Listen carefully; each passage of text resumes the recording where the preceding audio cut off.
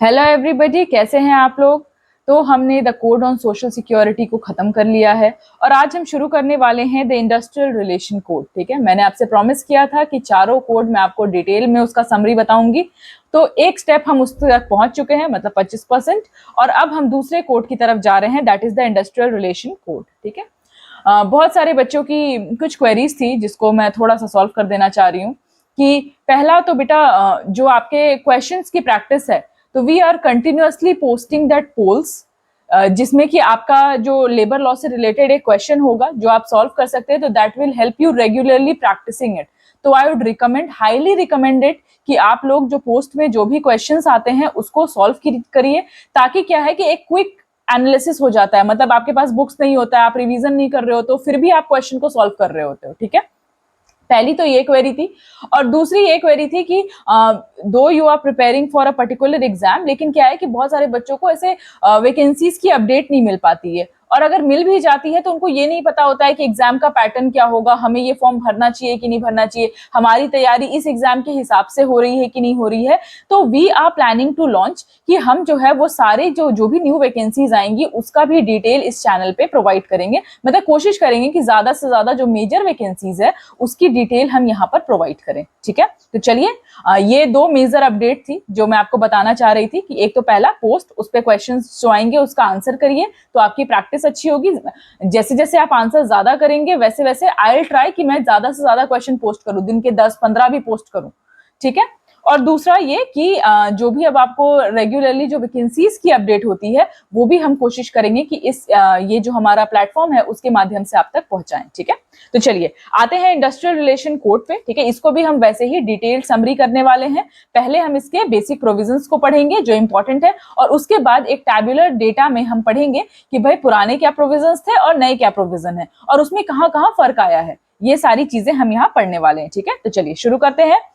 सो industrial relation code क्यों आया है ये कोड? तो ये बेसिकली इसलिए आया है बेटा, ताकि ये जो ट्रेड यूनियन से रिलेटेड जो हमारे प्रोविजंस थे, provisions related to trade union, उसके बाद फिर क्या था, एम्प्लॉयमेंट कंडीशन, एम्प्लॉयमेंट कंडीशन से रिलेटेड जो भी प्रोविजन थे, ठीक है, एम्प्लॉयमेंट कंडीशन से रिलेटेड जो भी प्रोविजन थे, ठीक है, उसके अलावा क्या है, उसके अलावा जो भी इंडस्ट्रियल डिस्प्यूट से रिलेटेड है। ठीक है, इंडस्ट्रियल डिस्प्यूट एक्ट हमने पढ़ा है, तो इंडस्ट्रियल डिस्प्यूट कोई प्रॉब्लम हो जाती है, कोई इंडस्ट्रियल डिस्प्यूट हो जाता है, तो इससे रिलेटेड जितने भी प्रोविजन है वो सारे प्रोविजन ये कोड जो है खुद में समाहित कर लेता है, खुद में कवर कराता है। ठीक है, तो क्या है कि आपको ये अलग अलग एक्ट, यानी कि trade union act, industrial employment standing order act या फिर इंडस्ट्रियल डिस्प्यूट एक्ट 1947 पढ़ने की जरूरत नहीं है। ठीक है, इसके बाद जो कोड पढ़ेंगे हम, दैट इज ओएसएच कोड, तो वो थोड़ा सा लंबा है। क्यों? क्योंकि उसमें क्या है कि 13-14 लेजिस्लेशन कवर्ड है। जैसे कोड ऑन सोशल सिक्योरिटी था ना, उसमें 13-14 लेजिस्लेशन कवर्ड थे, उसी तरीके से। पर इंडस्ट्रियल रिलेशन कोड बहुत ज्यादा बल्कि नहीं है, क्योंकि इसमें 3 से 4 जो कोड्स हैं, लास्ट में मैं आपको बताऊंगी कि कौन कौन से एक्ट इसमें इनकॉर्पोरेट हुए हैं। ठीक है, तो ये ध्यान रखिएगा कि ट्रेड यूनियन या इंडस्ट्रियल डिस्प्यूट से रिलेटेड, एम्प्लॉयमेंट कंडीशन से रिलेटेड, ये सारे प्रोविजंस जो है वो इसमें आएंगे। तो इसमें कितने कितने चैप्टर्स हैं? तो बेटा इसमें 14 चैप्टर्स हैं आपके। ठीक है, ये याद रखिएगा, क्योंकि ये बहुत ही ना कि एक पोटेंशियल क्वेश्चन है जो आपके एग्जाम में आ सकता है कि भाई कितने चैप्टर है, कितने सेक्शन है। ठीक है, तो 14 चैप्टर्स हैं, 104 सेक्शंस है। ठीक है, नाम याद रहेगा, 14 और एक 0 बीच में लगा दीजिए, तो 104 सेक्शंस है और 3 स्केड्यूल्स है। ठीक है, देयर आर 3 स्केड्यूल्स। तो ये इसका पूरा स्ट्रक्चर रहेगा। अब चलिए इसके थोड़े हाइलाइट्स के बारे में पढ़ लेते हैं कि भाई क्या क्या, मतलब कौन कौन सी चीजें हैं जो कि यहाँ पे डील की गई है, क्या क्या ऐसी खास चीजें हैं जो यहाँ पे डील की गई हैं। तो यहाँ पे बेटा इंडस्ट्रियल रिलेशन को डिफाइन किया गया है। ठीक है, भले हम इंडस्ट्रियल डिस्प्यूट एक्ट पढ़ रहे हैं, नाम से हम भले बोलते हैं कि इंडस्ट्रियल रिलेशंस पढ़ रहे हैं, लेकिन यहाँ पे इंडस्ट्रियल रिलेशन टर्म कहीं पे आइडेंटिफाई नहीं किया गया है। ठीक है, लेकिन यहाँ पे ये जो कोड है बेटा, यहाँ पे इंडस्ट्रियल रिलेशन को आइडेंटिफाई किया गया है और कहा गया है कि ये एक ब्रॉडर फ्रेमवर्क है। ठीक है, it is a broader framework. किस लिए भाई, क्या क्या क्या काम है इसका?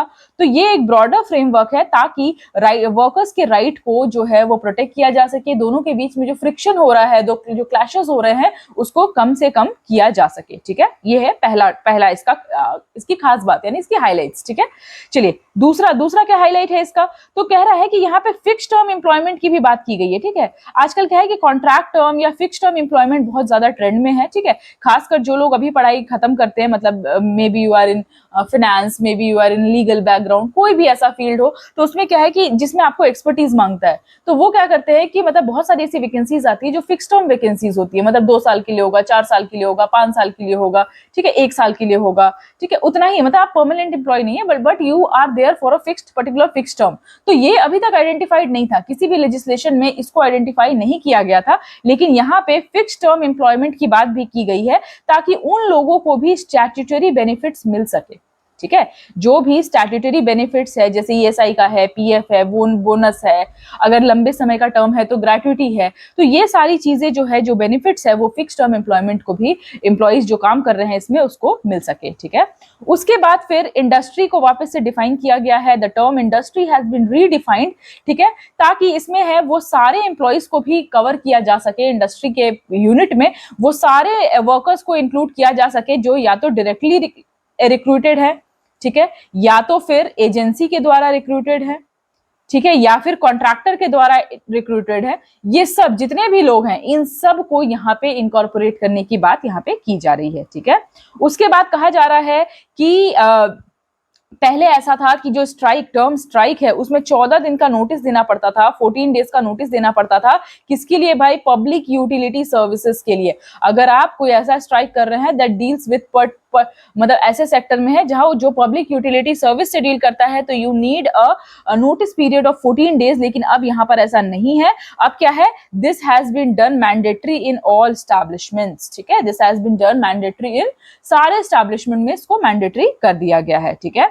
उसके अलावा और क्या कहा गया है कि वर्कर के परव्यू को बढ़ा दिया गया है, ठीक है, जो डेफिनेशन है वर्कर का उसको बढ़ा दिया गया है और कहा है कि भाई 18,000 तक जिसके वेजेस होंगे, 18,000 तक जिसके वेजेस होंगे वो वर्कर की श्रेणी में आएंगे। अब ये बेटा कंफ्यूज नहीं होइएगा, एम्प्लॉय और वर्कर, ठीक है, जो कोड ऑन सोशल सिक्योरिटी था उसमें हमने एम्प्लॉय की डेफिनेशन देखी थी, ठीक है। अभी वेजेस जब पढ़ेंगे, कोड ऑन वेजेस पढ़ेंगे, तो उसमें भी हम एम्प्लॉय की डेफिनेशन देखेंगे, उसमें ये जो प्राइस है ना ये अलग होगा, ठीक है, this price will be different, ठीक है। लेकिन यहाँ पर क्या है, यहाँ पे according to this industrial code जो लोग 18,000 से ऊपर मतलब 18,000 तक का वेज है जिनका, ठीक है, मैक्सिमम लिमिट, वो वर्कर की श्रेणी में आते हैं, ठीक है। चलिए, इसके अलावा क्या है, नेगोशिएटिंग यूनियन की बात की गई है, ठीक है। ट्रेड यूनियन तो हम सबने पढ़ा है, अब ये नेगोशिएटिंग यूनियन क्या है, तो नेगोशिएटिंग यूनियन मतलब ट्रेड यूनियन ही है, जो उसको नेगोशिएटिंग यूनियन भी कहा जाएगा, मतलब now there vest a statutory right कि भाई वो जो है एम्प्लॉयर के साथ नेगोशिएट कर सकते हैं, ठीक है, हेल्दी नेगोशिएशन वो एम्प्लॉयर के साथ कर सकते हैं, because that trade union is also the negotiating union, ठीक है। चलिए, और क्या कहा गया है कि स्टैंडिंग ऑर्डर्स के लिए, in order to have standing orders, ठीक है, ठीक है, स्टैंडिंग ऑर्डर्स वाला सेक्शन मुझे लगता है कि बचा हुआ है, हमने ये लेजिस्लेशन कवर नहीं किया है, but we will be doing it very soon. मुझे लगा कोड पहले ज्यादा जरूरी है, तो आपको मैं कोड पहले समझा देती हूँ, क्योंकि it was taking some time, थोड़ा सा मेरा पर्सनल एंगेजमेंट भी था, तो इसीलिए जो 1-2 लेजिस्लेशन है वो रह गए हैं, but don't worry, I will complete it, ऐसे चिंता करने वाली बात नहीं है। तो स्टैंडिंग ऑर्डर्स है, स्टैंडिंग ऑर्डर्स में पहले क्या था कि 100 वर्कर्स होने चाहिए थे किसी भी स्टैब्लिशमेंट में in order to frame that standing orders. अब इसको बढ़ा के क्या कर दिया गया है, 100 को बढ़ा करके अब क्या कर दिया गया है, 300, यानी 300 वर्कर्स होने चाहिए, ठीक है, तब जाकर के स्टैंडिंग ऑर्डर्स जो है वो प्रिपेयर किए जाएंगे। और उसमें क्या क्या मेंशन होगा, तो क्लासिफिकेशन ऑफ वर्कर्स होगा, ठीक है, वर्कर्स को क्लासिफाई किया जाएगा, तो there will be classification of workers, well and good. उसके अलावा क्या होगा बेटा, तो होगा manners of information of workers, मतलब information, manner of information, info कैसे देंगे, ठीक है, किससे रिलेटेड भाई, तो वर्किंग आवर से रिलेटेड, कि कितने घंटे काम करना है, वर्किंग आवर से रिलेटेड, हॉलीडेज से रिलेटेड, ठीक है, हॉलीडे से रिलेटेड, वेज रेट से रिलेटेड, तो ये सब सारा इंफॉर्मेशन किस मैनर में दिया जाएगा ये भी इसमें मेंशन होगा। उसके बाद सस्पेंशन कैसे होगा फॉर मिसकंडक्ट, ठीक है, कौन कौन सी चीजें हैं जो मिसकंडक्ट में आएंगी और कैसे सस्पेंशन होगा ये भी यहाँ पे मेंशन किया जाएगा, तो सस्पेंशन फॉर मिसकंडक्ट, ठीक है। इसके अलावा क्या है, इसके अलावा है टर्मिनेशन ऑफ एम्प्लॉइज, ठीक है, एम्प्लॉइज को टर्मिनेट कैसे किया जाएगा, तो इसके बारे में भी यहाँ पे एक सेकेंड, इसके बारे में भी यहाँ पे मेंशन किया जाएगा। और क्या किया जाएगा बेटा, तो ग्रीवांस रिड्रेसल मैकेनिज्म के बारे में बात की गई है, ग्रीवांस रिड्रेसल मैकेनिज्म के बारे में बात की गई है, ठीक है।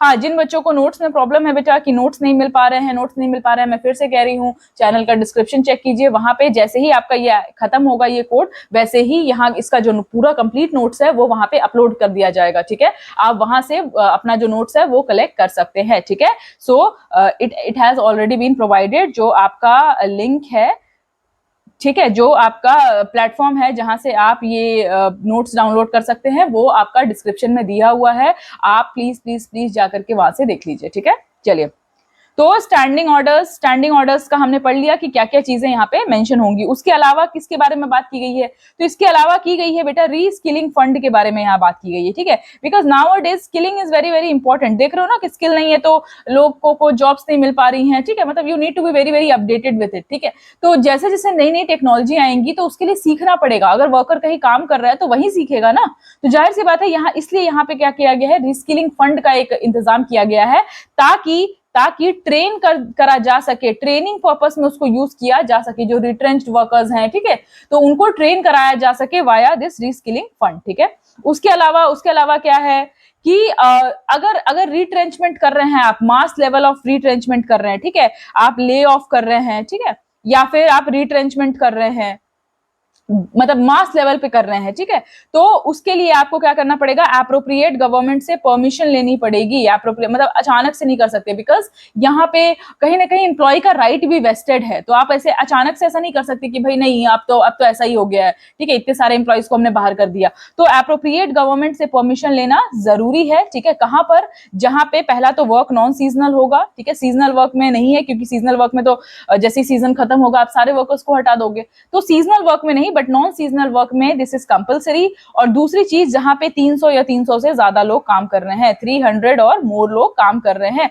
वहां पे अगर आप मास ले ऑफ रिट्रेंचमेंट कर रहे हैं तो वहां से एप्रोप्रिएट गवर्नमेंट का आपको परमिशन लेना पड़ेगा, ठीक है। जिन लोगों को ये टर्म समझ में नहीं आ रहा है बेटा, ले ऑफ या रिट्रेंचमेंट वगैरह वगैरह वगैरह, तो मैं आपको बता दूं कि हमने सारे एक्ट जो है वो बहुत आराम से, इंडस्ट्रियल डिस्प्यूट एक्ट वगैरह बहुत आराम से पढ़ा है, और जिसको मतलब कोई प्रॉब्लम है तो पहले आप वो एक्ट देख लीजिए डिटेल में, क्योंकि ये कहीं ना कहीं बेटा वो कंसोलिडेशन है, ठीक है। एक दो प्रोविजन मैं आपको नए बता सकती हूँ, बट जो कोर कॉन्सेप्ट है, इसीलिए मैंने सारे एक्ट्स को बहुत डिटेल में पढ़ाया बेटा, because law is all about details, ठीक है। आप आधे घंटे में आपसे ऊपर से ही पढ़ सकते हो, उसके बाद फिर जो क्वेश्चन जो हलवा लगता है ना, वो वाला उस मोड में आप नहीं पहुंच पाओगे अगर आप ऊपर से सिर्फ रिवीजन पर्पस से पढ़ रहे हो तो, है ना। तो हमने बहुत डिटेल में इसको कवर किया है। कुछ बच्चों की क्वेरी है, मैम कितने लेक्चर और लगेंगे, कितने सेशन और लगेंगे, तो बेटा लेवल 10 को देखो, लेवल 10 की जॉब मिलने वाली है, इतने लेक्चर्स, और हमारे लेक्चर्स भी कितने छोटे छोटे से हैं, लाइक 30 मिनट्स 35 मिनट्स, तो अब इतना भी टाइम नहीं दोगे तो कैसे चलेगा। हाँ, चलिए, तो ये चीज तो हमने देख ली। इसके अलावा और क्या चीज इंट्रोड्यूस की गई है, तो स्ट्रिंजेंट पेनाल्टीज यूज की गई है, ठीक है। यानी कि पहले जो पेनाल्टीज थी आपने खुद ही देखा था कि जो थी मतलब बहुत कम था, अमाउंट जो है वो बहुत कम था, लेकिन अब जो पेनाल्टीज है उसको अच्छा खासा कर दिया गया है। यानी कि अगर ले ऑफ रिट्रेंचमेंट यानी ले ऑफ है, ठीक है, या फिर रिट्रेंचमेंट है, इससे रिलेटेड अगर कुछ भी दिक्कत हो रही है, इससे रिलेटेड अगर कोई भी प्रॉब्लम हो रही है, व्यक्ति जो है वो इसको फॉलो नहीं कर रहा है, तो उसको फाइन हो सकती है कितनी, 1 लाख रुपए की मिनिमम, 1 लाख रुपए की मिनिमम। तो भाई मैक्सिमम कितनी है, तो इसमें एक अंडा, एक जीरो और जोड़ दो, दैट इज 10 लाख मैक्सिमम हो सकती है, ठीक है। और ये इतने पे बात खत्म नहीं होती है। अगर आप रीऑफेंडर हैं, यानी कि एक बार आपको सजा मिली, आपने पैसे जमा किए और फिर से आप वही गलती करने की कोशिश कर रहे हैं, तो फिर ये फाइन बढ़ करके कितना हो जाएगा, 5 लाख हो जाएगा, कितना, मिनिमम। तो फिर मैक्सिमम कितना हो जाएगा, तो इसमें जीरो नहीं लगेगा, ये हो जाएगा बेटा 20 लाख, ठीक है, 20 लाख मैक्सिमम। तो बोले अच्छा ठीक है, हमारे पास तो बहुत पैसे हैं, हम दे देंगे, लेकिन कहा गया कि नहीं भाई, इसके बाद आपको इम्प्रिजनमेंट भी हो सकती है। कितनी हो सकती है भाई, तो 6 मंथ्स की हो सकती है, ठीक है। तो इस चीज का ध्यान रखिएगा। चलिए, तो मतलब कहने का मतलब है कि स्ट्रिंजेंट पेनाल्टीज को यहाँ पे डिस्कस किया गया है, ठीक है। चलिए, अब आते हैं एप्लीकेबिलिटी पे, कहां पे ये कोड जो है वो एप्लीकेबल होगा। तो ये कोड होगा एप्लीकेबल बेटा पूरे इंडिया में ये कोड एप्लीकेबल होगा। कब से एप्लीकेबल होगा, तो ये तो भाई हमारी सरकार ही बता सकती है। तो कहा गया है कि वाया नोटिफिकेशन, जब भी नोटिफिकेशन आएगा कि ये कोड एप्लीकेबल है ऑफिशियल गजट में, तब से इसको ऑपरेशनल मान लिया जाएगा, ठीक है। चलिए, अब कुछ फोरम्स बने हुए हैं बेटा, कुछ ऐसे बाईपार्टाइट फोरम्स बने हुए हैं कि जहां पे आप अपना ग्रीवांस जो है वो सही मतलब रिड्रेस करा सकते हो, है ना, क्योंकि जाहिर सी बात है जहां इतने लोगों के इंटरेस्ट वेस्टेड है वहां पे कुछ ना कुछ फोरम तो होगा ही। अब हर कोई कोर्ट तो नहीं पहुंच जाएगा, क्योंकि कोर्ट हर जगह, हर व्यक्ति अगर कोर्ट पहुंच जाएगा तो that will also be a problem, there will be a plethora, बहुत सारे नंबर्स ऑफ केसेस हो जाएंगे, that will be a problem for everybody. इसीलिए कहा गया कि भाई कुछ फोरम्स बनाने की बात करते हैं। तो यहाँ पे पहली चीज जो बनी है वो है आपकी वर्क्स कमेटी। वर्क्स कमेटी बनी हुई है। अब ये वर्क्स कमेटी कौन सी वाला है भाई, देखें जरा। तो वर्क्स कमेटी कहा गया कि ऐसे इस्टेब्लिशमेंट जहां 100 या 100 से ज्यादा वर्कर्स हैं, 100 और मोर वर्कर्स हैं, वहां पे वर्क्स कमेटी बनेगी, ठीक है। और उसमें क्या होगा, इस वर्क्स कमेटी में इक्वल रिप्रेजेंटेटिव होंगे। इक्वल रिप्रेजेंटेटिव होंगे, किसके होंगे भाई, तो वर्कर के और एम्प्लॉयर के, equal representative of worker and employer, ठीक है, ताकि जो है वो छोटे मोटे अगर कुछ इश्यूज होते हैं तो उसको यहाँ पे रिजॉल्व कर दिया जाए, ठीक है। तो क्या क्या कहा इसमें, मतलब इसका मेन मुद्दा क्या है, तो इसका मेन मुद्दा क्या है बेटा, मेन एम क्या है, तो मेन एम है इसका गुड रिलेशनशिप को, गुड और हेल्दी रिलेशनशिप को प्रमोट करने की बात यहाँ पे की जा रही है between the worker and the employee, क्योंकि बहुत नाजुक सा रिश्ता है बेटा, किसी के भी राइट्स कभी भी वायलेट हो सकते हैं। तो इसको मेंटेन करने के लिए वर्क्स कमेटी की बात की जा रही है, जिसमें कि इक्वल रिप्रेजेंटेटिव है एम्प्लॉयर के भी और एम्प्लॉय के भी। चलिए, ये तो हो गया पहला। और दूसरा है एक ग्रीवांस रिड्रेसल कमेटी। नाम से ही समझ में आ रहा है कि दुख दूर करने वाला कमेटी है ये दुख दूर करता है। तो ग्रीवांस रिड्रेसल कमेटी की बात की जा रही है। तो कहा जा रहा है कि जहां 20 और मोर वर्कर्स होंगे, 20 या 20 से ज्यादा वर्कर्स काम कर रहे हैं, वहां पे एक या एक से ज्यादा ग्रीवांस रिड्रेसल कमेटी बनाया जा सकता है। अब इसमें ऐसा है कि एडिक्वेट वुमेन रिप्रेजेंटेशन, यानी एडिक्वेट वुमेन भी रिप्रेजेंटेटिव होनी चाहिए, वुमेन रिप्रेजेंटेशन होना चाहिए, पहली चीज। और दूसरा कि इसके मैक्सिमम मेंबर्स जो है वो 10 होने चाहिए। मैक्सिमम मेंबर्स जो है वो कितने होने चाहिए, 10 होने चाहिए, ठीक है। ये नहीं कि पूरा जितने लोग काम कर रहे हैं उसमें से आधे पहुंच गए तो हर किसी का अपना आदमी वहां अवेलेबल होगा, नहीं बेटा, 10 मेंबर्स जो है वो यहाँ पे होने चाहिए, ठीक है। अब इनके चेयरमैन कौन होंगे, ग्रीवांस रिड्रेसल कमेटी के चेयरपर्सन कौन होंगे, तो ये सिलेक्ट किए जाएंगे between the employer and the employee. ये समय समय पे क्या किए जाएंगे, सिलेक्ट किए जाएंगे। सिलेक्टेड कहां से भाई, फ्रॉम एम्प्लॉयर एंड एम्प्लॉय, जो रिप्रेजेंट कर रहे हैं ना एम्प्लॉयर एंड एम्प्लॉई, ठीक है, रोटेशनल बेसिस पे। कैसे भाई, तो रोटेशनल बेसिस पे इनको क्या किया जाएगा, रोटेशनल बेसिस पे इनका सिलेक्शन किया जाएगा, ठीक है। चलिए, ये आपको मुझे लगता है कि समझ में आ गया होगा, ठीक है।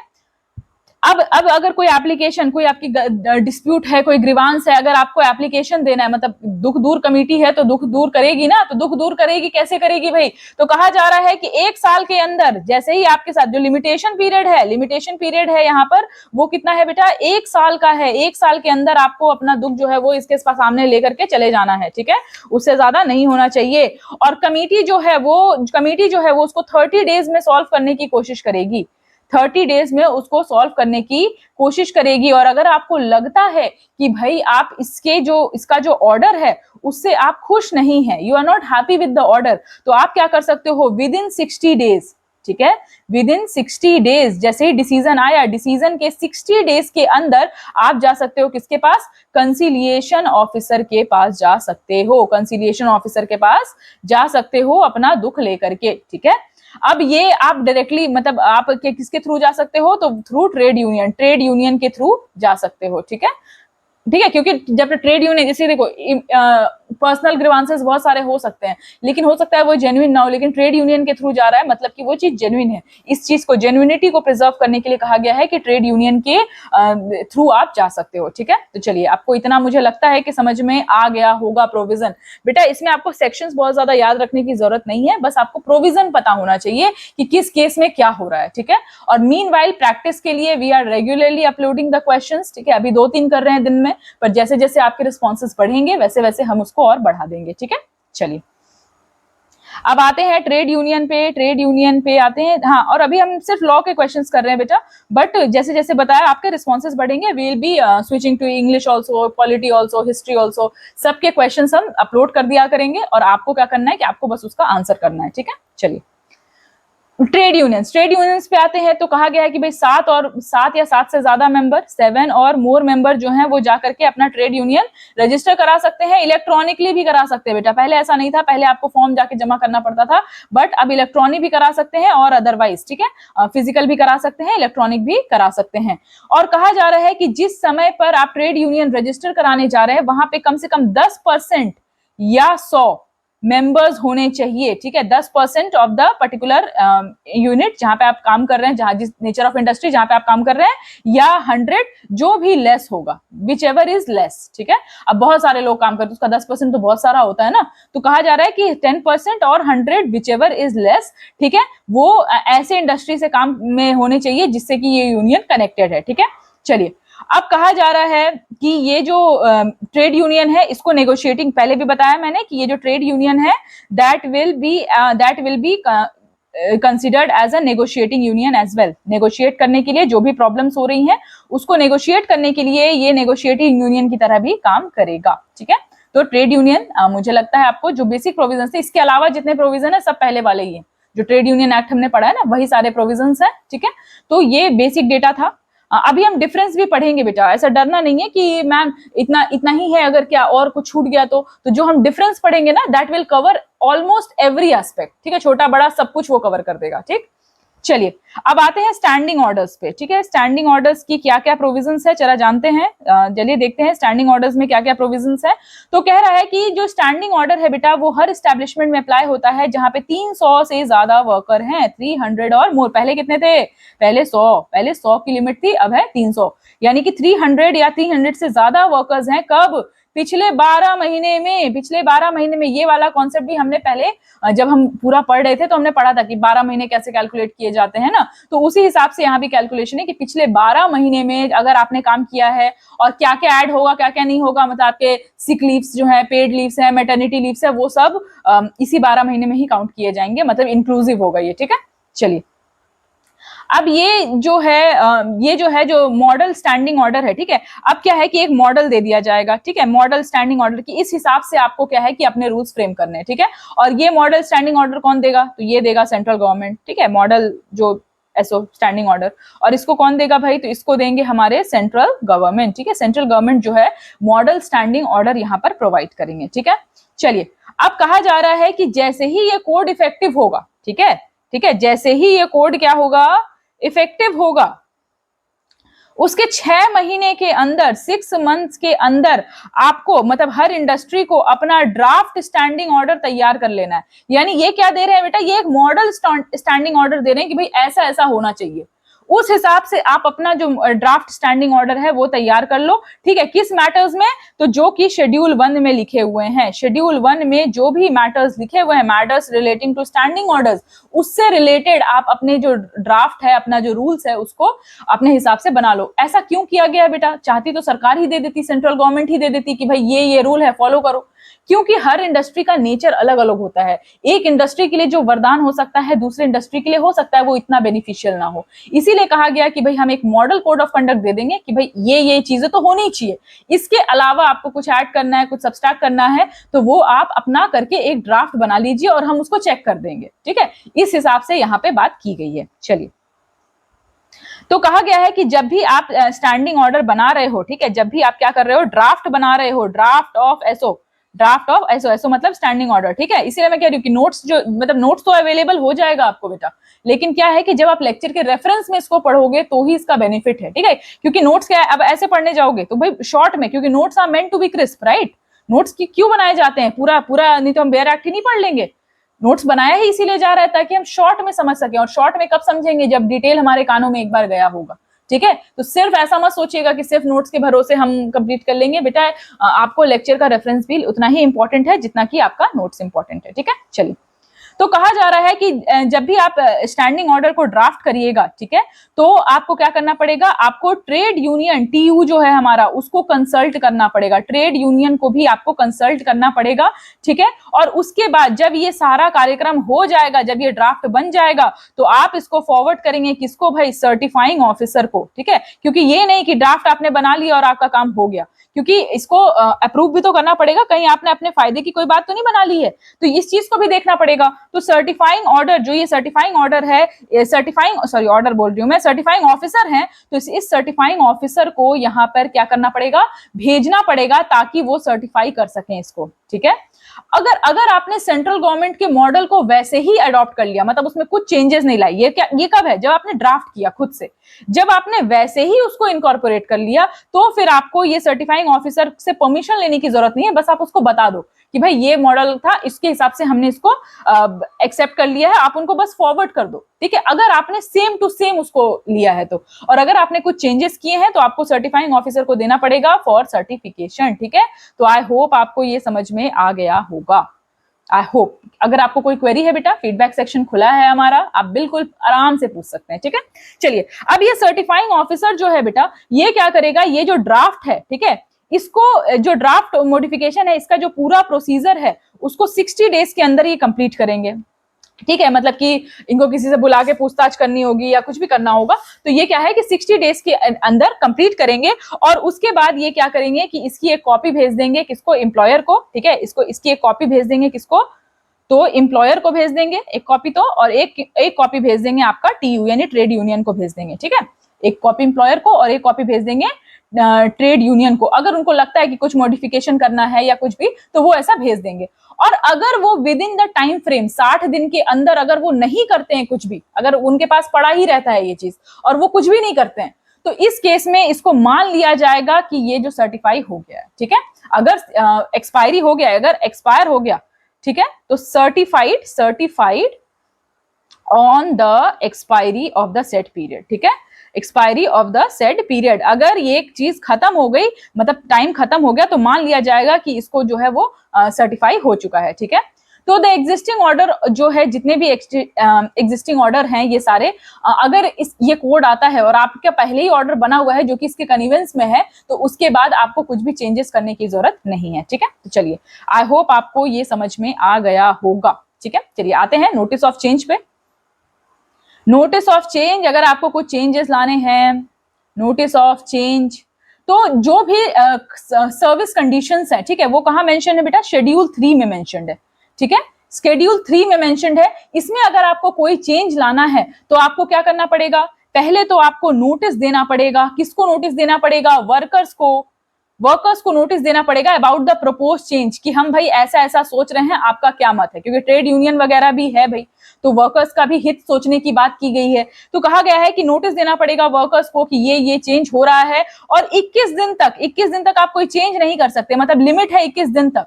21 दिन तक आप क्या है, डिलिबरेशन कर सकते हैं, डिस्कशन कर सकते हैं, ये सारी चीजें कर सकते हैं। लेकिन कुछ एक्सेप्शंस हैं, यानी कि ये दोनों कंडीशन को फुलफिल करना पड़ेगा, लेकिन कुछ एक्सेप्शंस हैं। क्या एक्सेप्शंस है बेटा, कि किस कंडीशन में ये सारा कार्यक्रम करने की जरूरत नहीं है। तो कंडीशन ये है कि अगर कोई अवार्ड है, अगर कोई कोर्ट से, मतलब ट्राइब्यूनल से, कोर्ट से आपको अवार्ड मिला है या सेटलमेंट मिला है और उसको इंप्लीमेंट करना है, तो इसके लिए आपको किसी की परमिशन लेने की जरूरत नहीं है। That needs to be done as soon as possible, ठीक है।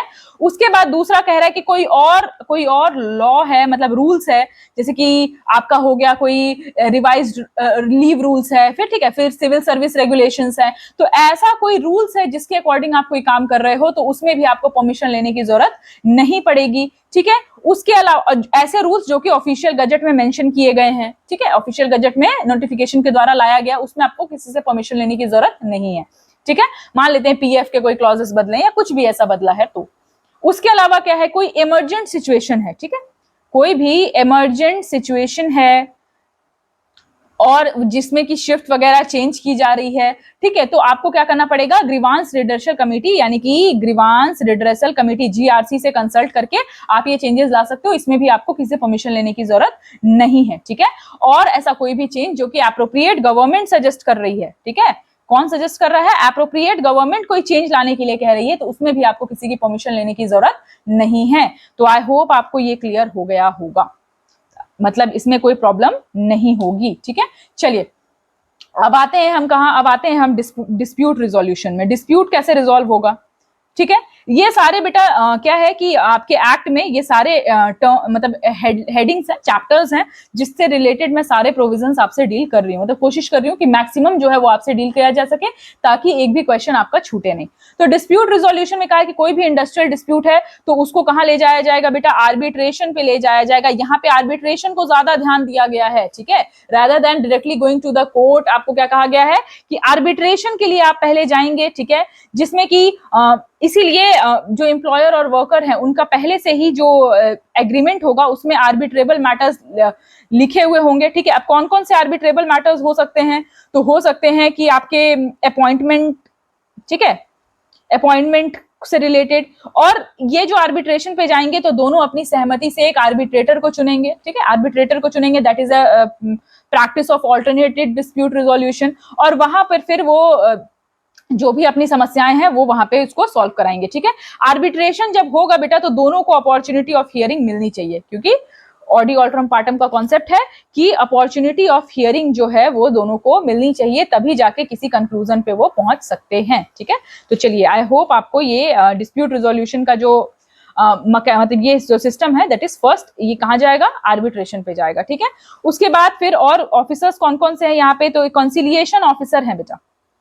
अब ये कंसिलिएशन ऑफिसर भाई साहब कौन है, तो एप्रोप्रिएट गवर्नमेंट को अगर लगता है, कौन अपॉइंट करेगा इनको, कंसिलिएशन ऑफिसर को एप्रोप्रिएट गवर्नमेंट अपॉइंट करेगी। एप्रोप्रिएट गवर्नमेंट को लगता है कि भाई यहाँ पे एक या एक से ज्यादा कंसिलिएशन ऑफिसर होने चाहिए, या तो परमानेंट हो सकते हैं या तो फिर लिमिटेड पीरियड के लिए हो सकते हैं, that depends on the appropriate government. यहां तक कि इनके टर्म्स एंड कंडीशन क्या होंगे, काम करने के तरीके क्या होंगे, ये सब कुछ appropriate government time to time decide करती रहेगी, ठीक है। ये तो पहला हो गया कंसिलिएशन ऑफिसर।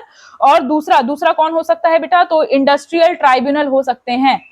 इंडस्ट्रियल ट्राइब्यूनल, इनको भी कौन लाएगी, तो कौन कॉन्स्टिट्यूट करेगी, तो कॉन्स्टिट्यूटेड बाय एप्रोप्रिएट गवर्नमेंट, ठीक है, एप्रोप्रिएट गवर्नमेंट। अब इनके जो भी जुरिस्डिक्शन है, पावर है, जो इंडस्ट्रियल ट्राइब्यूनल है, इनका जो जुरिस्डिक्शन है, पावर है, ठीक है, और अथॉरिटी है, ये कहां से आती है बेटा, ये कहां से, मतलब कहां ये डिफाइंड है कि क्या क्या चीजें यहां पे होंगी, तो अभी सेक्शन 2M है, section 2M of EPF and miscellaneous provision act, ठीक है। और जब ये कोड आ जाएगा, एक तो ये है जहां से इसका पावर है, और इसी चीज को यहां पर क्या है कि कोड में भी इनकॉर्पोरेट किया गया है, तो कोड आ जाएगा, तो कोड के अकॉर्डिंग जो भी इंडस्ट्रियल ट्राइब्यूनल की डेफिनेशन होगी, जो पावर्स होंगे, इस कोड के अकॉर्डिंग वही यहाँ पे मेंशन किए जाएंगे, ठीक है। तो ये जो ट्राइब्यूनल है ये कौन कौन से मैटर पे अपना डिसीजन देगी, तो ये देगी बेटा स्टैंडिंग ऑर्डर कहाँ कहाँ अप्लाई होगा, ठीक है, कौन कौन से मैटर पे, तो स्टैंडिंग ऑर्डर के बारे में कि कहाँ कहाँ अप्लाई होगा, ठीक है। उसके अलावा और क्या कर सकती है, तो वर्कमैन जितने भी लोग होंगे, ठीक है, उनको क्या क्या, उनका डिसमिसल, ठीक है, डिसमिसल, उसके बाद रिलीफ, ये चीजों को ये मेंशन करेगी। इसके अलावा illegality of strike and lockout, कि भाई जो स्ट्राइक है वो इलीगल है कि नहीं लीगल है, ठीक है, तो स्ट्राइक या लॉकआउट है तो वो लीगल है कि इलीगल है, इसके बारे में बात करेगी। उसके बाद फिर रिट्रेंचमेंट की बात की जाएगी कि रिट्रेंचमेंट के क्या प्रोसीजर्स हैं, ठीक है। ट्रेड यूनियन डिस्प्यूट अगर कुछ होता है, TU डिस्प्यूट्स होता है, देखो एम्प्लॉय का डिस्प्यूट होगा तो वो तो सॉल्व हो जाएगा, लेकिन ट्रेड यूनियन के अंदर ही कुछ डिस्प्यूट होता है तो उसको भी यहाँ पे सॉल्व करने की, रिजॉल्व करने की और हैंडल करने की बात की जा रही है, ठीक है। ये हो गया बेटा इंडस्ट्रियल ट्राइब्यूनल। अब इसके अलावा और क्या हो सकता है, तो और है national industrial, that is the apex body, ठीक है। तो नेशनल इंडस्ट्रियल ट्राइब्यूनल है, नेशनल इंडस्ट्रियल ट्राइब्यूनल की बात की गई है कि इसको कौन लाएगा, तो इसको लाएगी सेंट्रल गवर्नमेंट। इसको कौन ला रहा था, तो इसको ला रही थी आपकी एप्रोप्रिएट गवर्नमेंट। इसको कौन कॉन्स्टिट्यूट करेगा, तो इसको करेंगी सेंट्रल गवर्नमेंट। ये किसके लिए है बेटा, तो अगर कोई नेशनल इंपॉर्टेंस का मैटर है, ठीक है, कोई नेशनल इंपॉर्टेंस का मैटर है, या फिर ऐसे एस्टैब्लिशमेंट में का है जो कि मोर देन 2 स्टेट्स में है, मोर देन 1 स्टेट, मतलब एक स्टेट से ज्यादा में है, अगर 2 या 2 से ज्यादा स्टेट्स में अवेलेबल है, तो यहां पर इसके लिए या तो नेशनल इंपॉर्टेंस या तो ऐसे एस्टैब्लिशमेंट जो या एक से ज्यादा स्टेट में है, तो वहां पर कोई प्रॉब्लम होती है तो वो जाएगा नेशनल इंडस्ट्रियल ट्राइब्यूनल में। आई होप आपको इतने प्रोविजंस जो है वो क्लियर हो गए होंगे। अगले सेशन में we'll be studying about strikes, lockouts, lay off, retrenchment, ठीक है, ये सारी बातें हम यहाँ पर अगले जो सेशन है उसमें पढ़ेंगे। इसके अलावा about the continuous service, about the closure, और फिर हम जो भी सेशंस होंगे उसमें we will read it in a tabular form कि क्या क्या चेंजेस हैं जो पुराने प्रोविजन से थोड़े से अलग हैं, ठीक है। मीनवाइल अगर आपको हमारा ये इनिशिएटिव अच्छा लग रहा है, आपको लग रहा है कि भाई ये आपको कहीं भी थोड़ा भी हेल्प कर रहा है, क्योंकि बेटा आपके फीडबैक्स हमारे लिए बहुत इंपॉर्टेंट हैं और ये हमारे पोस्ट में आप रेगुलर देखते भी होंगे, तो अगर आपको अच्छा लग रहा है कि भाई मैम आप मतलब हमारे एफर्ट्स कहीं ना कहीं आपको हेल्प हो रहे हैं, तो आप हमें अपने प्यारे प्यारे से फीडबैक्स बिल्कुल भेज सकते हैं। Will be more than happy reading that. अगर कोई क्वेरी है बेटा तो आप बिल्कुल हमने वो भी भेज सकते हैं। आई विल बी आंसरिंग, जैसे मैं देखूंगी कभी कभी थोड़ा सा डिले हो सकता है पर वो कभी कभी ही होगा, otherwise we will be connected here in, ठीक है। पढ़ते रहिए, प्रॉपर अपने नोट्स बनाइए। जैसे ही ये जो टॉपिक है ये खत्म होगा, इसका नोट्स ऑलरेडी अपलोड हो जाएगा, आप चैनल डिस्क्रिप्शन में जा करके और इसको अवेल कर सकते हैं, ठीक है। जो भी पोस्ट में क्वेश्चंस हैं उसको आंसर बिल्कुल जरूर जरूर जरूर कीजिए, क्योंकि अब एग्जाम्स आपके करीब हैं, ठीक है। तो मिलते हैं और हम कोशिश करेंगे कि वैकेंसीज की अपडेट्स भी आपके साथ लाते रहें, ठीक है। तो चलिए मिलते हैं अगले लेक्चर में। Till then bye bye.